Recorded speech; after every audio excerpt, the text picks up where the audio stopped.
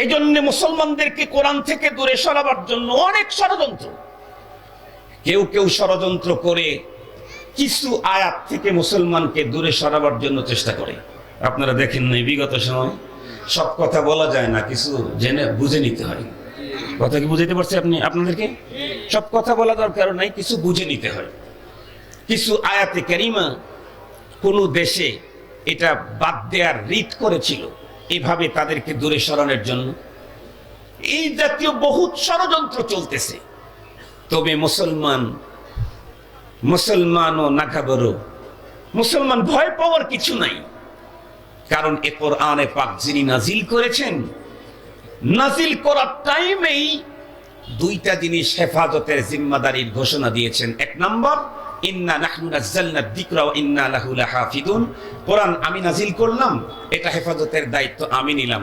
আর একটা কি বললেন? আল্লাহু ইয়াসিমুকা মিনান নাস, ওগো রাসূল আপনার উপরে কোরআন নাজিল করলাম, আপনাকে হেফাজতের দায়িত্ব আমি নিলাম। সুবহানাল্লাহ।